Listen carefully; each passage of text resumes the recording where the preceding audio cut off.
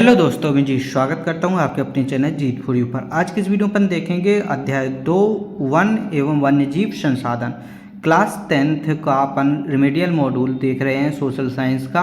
उसमें अपन अपने 2 chapter complete कर लिए हैं, एक 7 और एक को। इसमें 2 नंबर को अपन कंप्लीट करेंगे, ठीक है ना। अगर आपने वो वीडियो नहीं देखी तो डिस्क्रिप्शन में आपको लिंक मिल जाएगी, वहाँ से जाकर आप देख सकते हैं।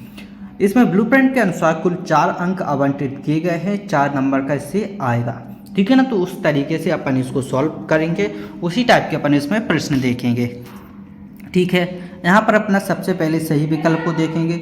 सही विकल्प चुनकर लिखिए। सही विकल्प है वे उत्पादक जिन पर सभी जीव निर्भर होते हैं उन्हें क्या कहते हैं? प्राथमिक उत्पादक कहते हैं। क्या कहते हैं? प्राथमिक। अगर प्राथमिक उत्पादक नहीं होंगे तो कोई भी जीव जीवित नहीं रहेगा।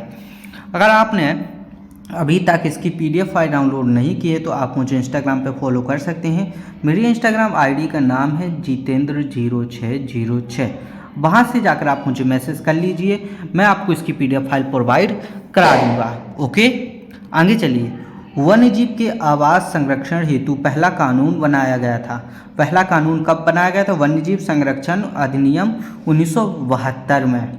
नर्मदा सागर परियोजना के किस राज्य का वन क्षेत्र प्रभार हो रहा है?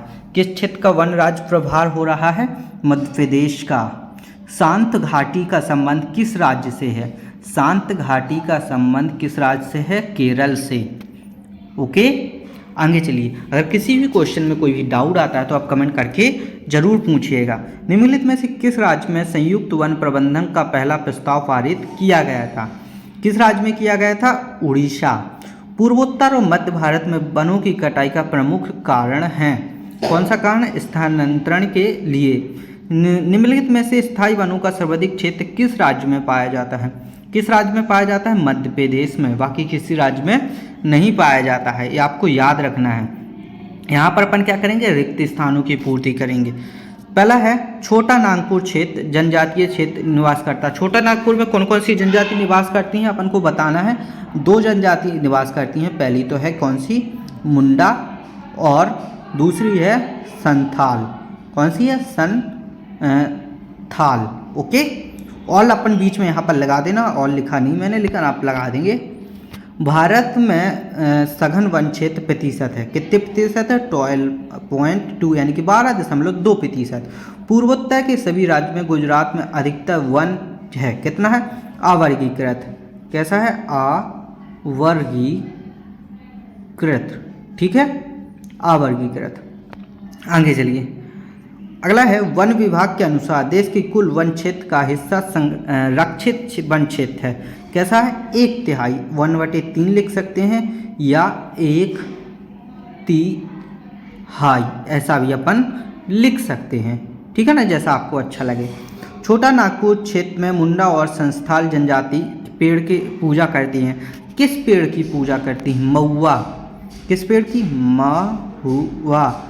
अपन महुआ खाते भी हैं। और कदम, 2 पेड़ की पूजा करती हैं, कदम, ठीक है ना। ओके। वन विभाग के अंतर्गत संयुक्त वन प्रबंधन के बचाव के लिए कार्य करता है। किसके लिए? क्षरित वनों, जो घटते हुए वन हैं उनको बचाने का कार्य करता है, क्षरित वनों। यहाँ पर अपन ने लिख लिया है। अब क्या है? सत्य और असत्य को देखना है।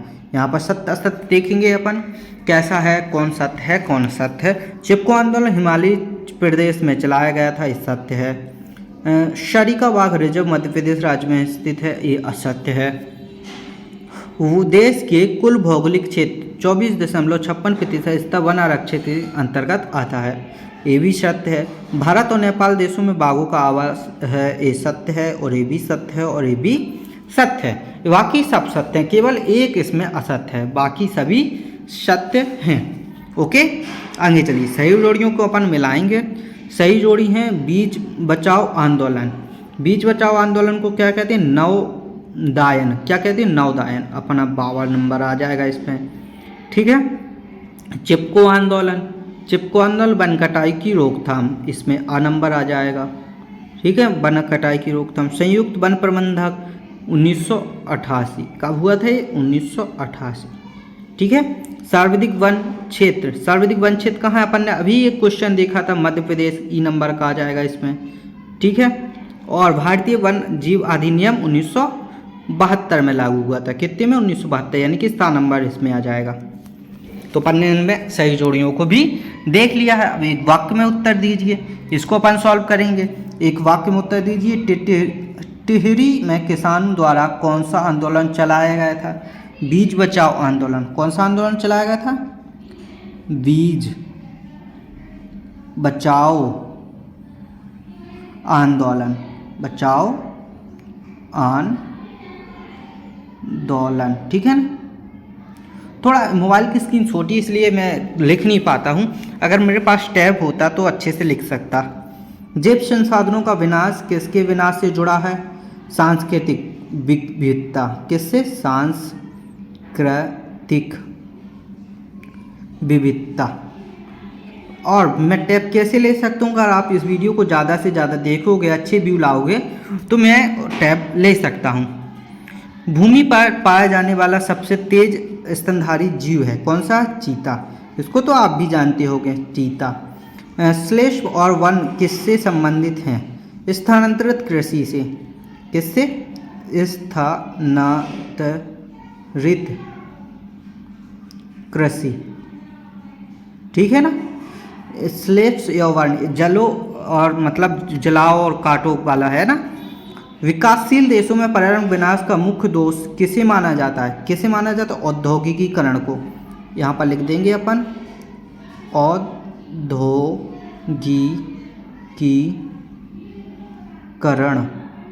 ठीक है ना। टिहरी में किसानों द्वारा किया गया आंदोलन का नाम है, कौन सा आंदोलन का नाम है?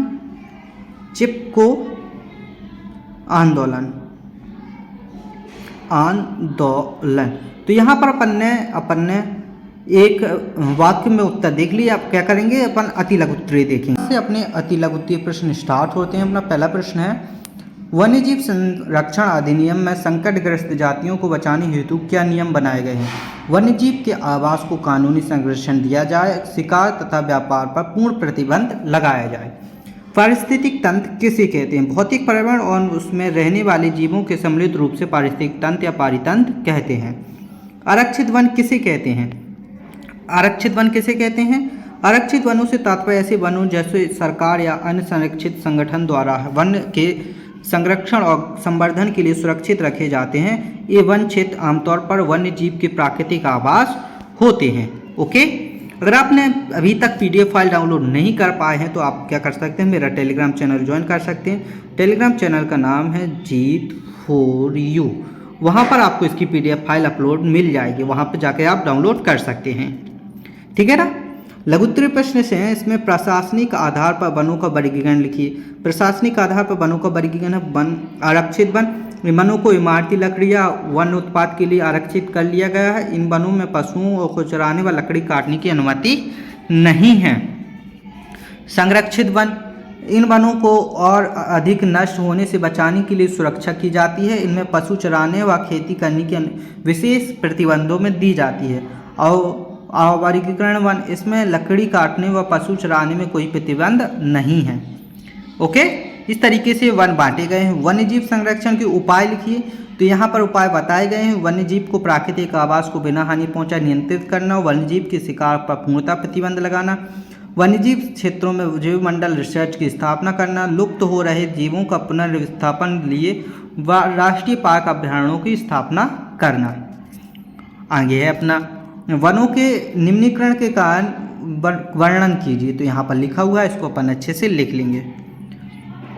अगला क्वेश्चन क्या है?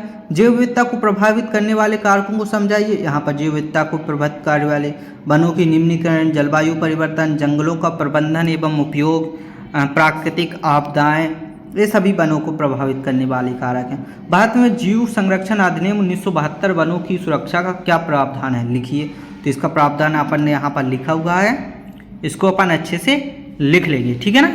पूरा का पूरा अपन को इसको लिख लेना है। और अगला क्वेश्चन है अपना, वनों को किस प्रकार संरक्षित किया जाता है? विभिन्न उपाय लिखिए। तो यहाँ पर उपाय लिखे हुए हैं 1 2 3 4 5 6 7 8। ओके, यहाँ पर अपन ने पूरा का पूरा सॉल्यूशन देख लिया। अगर आपको किसी भी क्वेश्चन में कोई भी डाउट है तो आप कमेंट करके पूछ सकते हैं। अब क्या करना है, आपको इस वीडियो को अपने दोस्तों के साथ शेयर करना है, वीडियो को लाइक करना है और चैनल को सब्सक्राइब करना है, ताकि हर आने वाली वीडियो का नोटिफिकेशन आपको मिल सके। मिलते हैं ऐसी अगली वीडियो में, तब तक के लिए धन्यवाद।